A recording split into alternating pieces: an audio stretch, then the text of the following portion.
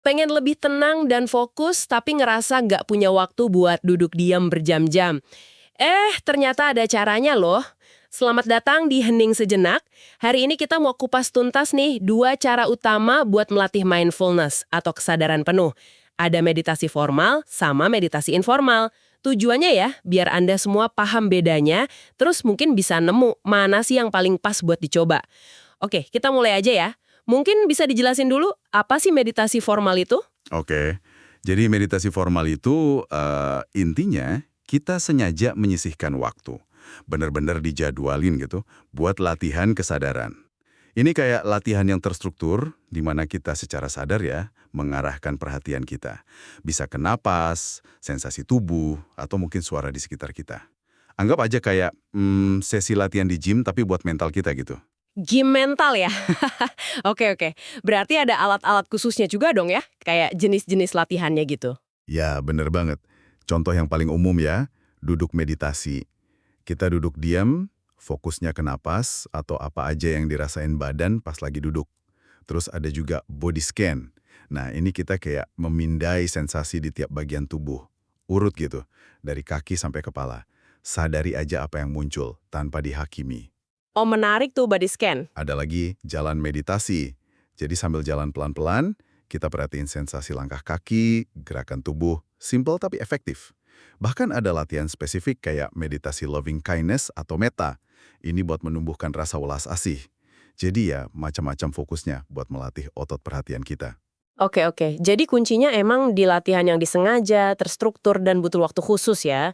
Nah, terus bedanya apa dong sama yang informal? Apa kita harus selalu gitu nyisihin waktu khusus? Nah, ini dia nih yang seru.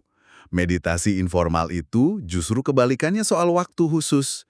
Ini tentang membawa kualitas kesadaran yang sama, tapi ke dalam aktivitas kita sehari-hari. Nggak perlu nambah waktu lagi, nggak perlu duduk di bantal meditasi. Cukup ubah cara kita ngelakuin hal-hal yang udah biasa kita kerjain aja. Wah, jadi rutinitas biasa bisa jadi latihan gitu ya? Nggak perlu nambah jadwal lagi dong? Betul, itu intinya. Contohnya gimana tuh, biar kebayang? Contohnya gampang banget. Misalnya pas lagi makan nih, coba deh makan dengan sadar. Benar-benar perhatiin warna makanannya, wanginya, teksturnya pas dikunyah, rasanya gimana. Bukan cuma asal lahap sambil main HP atau nonton TV gitu. Iya juga ya. Sering banget makan sambil nggak sadar. Atau pas jalan kaki biasa aja, misalnya dari parkiran ke kantor. Coba deh rasain sensasi telapak kaki pas napak ke tanah. Udara yang nyentuh kulit. Itu udah jalan dengan sadar versi informal loh. Oh gitu ya. Bahkan hal sepele kayak mungkin cuci piring gitu, bisa juga. Loh, bisa banget. Fokus aja ke sensasi air hangat di tangan, suara piringnya, gerakan tangan Anda. Atau pas lagi nungguin sesuatu, daripada buka HP, coba ambil jeda sebentar. Tarik nafas beberapa kali dengan sadar. Itu udah latihan informal. Wah, ini kayaknya lebih mudah diintegrasikan ke hidup ya. Nggak kerasa kayak tugas tambahan gitu. Tepat sekali. Esensinya itu integrasi. Mindfulness itu nggak cuma pas duduk diam aja, tapi bisa kita rajut ke dalam keseharian kita. Jadi meditasi informal ini kayak jembatan, menghubungkan latihan di gym mental tadi sama pertandingan di kehidupan nyata.